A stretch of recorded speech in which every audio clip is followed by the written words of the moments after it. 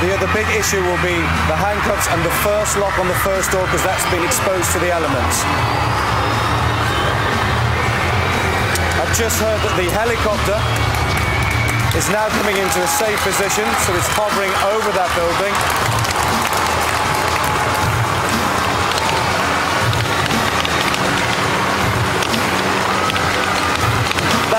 That's 40 seconds gone already, Chris.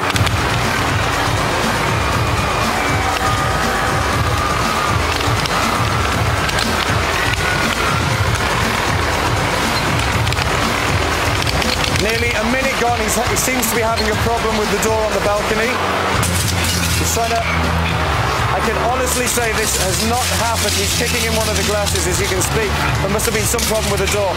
2 minutes, 50 seconds.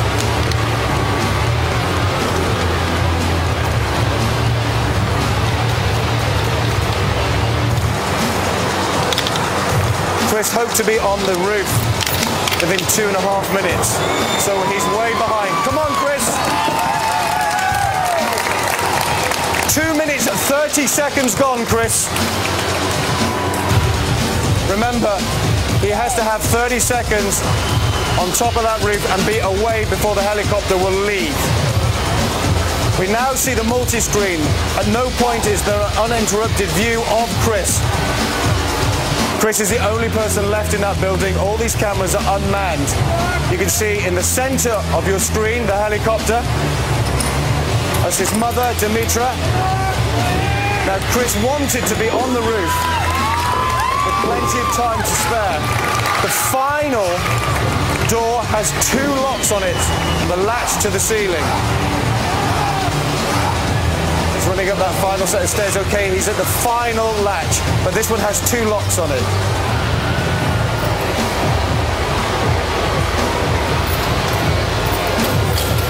One minute 30, Chris.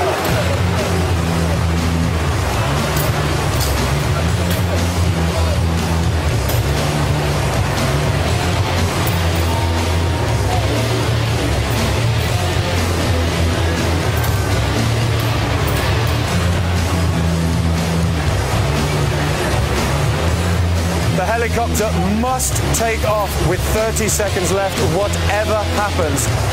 This is to ensure that the helicopter is a safe distance away from the implosion. And I have to say that Chris was hoping to be on top of that roof 20, 30 seconds ago. There seems to be some kind of problem with the lock. I know this is television, but this is a live event. This is very frightening now. 40 seconds left, Chris. 40 seconds. There seems to be a problem with the second lock. Okay, he should already be... Okay, 30 seconds.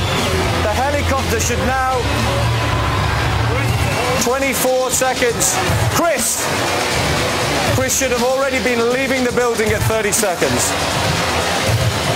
15 seconds. There seems to be a huge problem now. 8 seconds, Chris. The helicopter's had to leave. This was not rehearsed.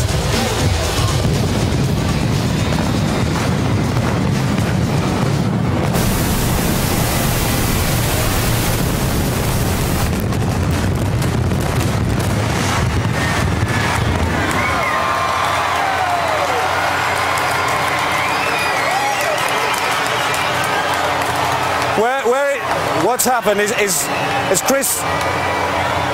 Okay, I'm being told in my ear that they're looking for Chris. Obviously, on our cameras, he was still stuck inside. He had a problem with the first and final door. The helicopter had to leave. It needed 30 seconds to get away from the implosion. I've never heard 15,000 people being so quiet. In rehearsals, he very safely made it to the helicopter, but... Okay, Chris's family are now running over. I don't know quite where they're running to. But there's obviously... The dust is starting to settle now. Nothing could have got out of there safely. Nothing. The helicopter that you can hear is the rescue helicopter that couldn't do anything for Chris and had to leave within the 30-second time limit. family are just standing there looking for... I'm not sure what they're looking for.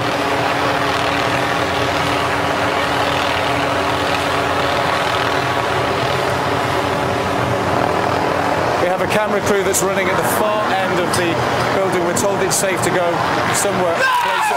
Criss Angel is out and alive! Ladies and gentlemen, unbelievable.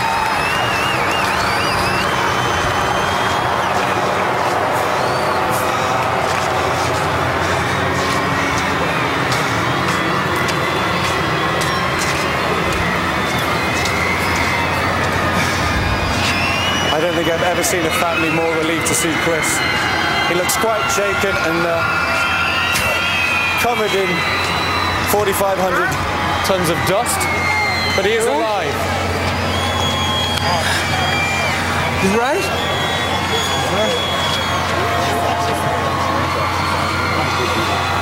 He's having a hug from Pastor JD's brother and his mother, Dimitra.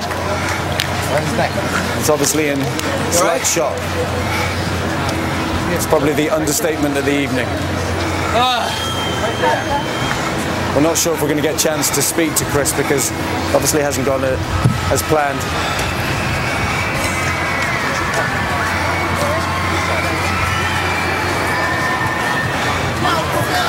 Well, that's it from this special live edition of Criss Angel. We would like to thank the great people of Clearwater for all their help and support. A special thanks to the thousands of fans, 15,000 of them, come out here to watch this amazing performance.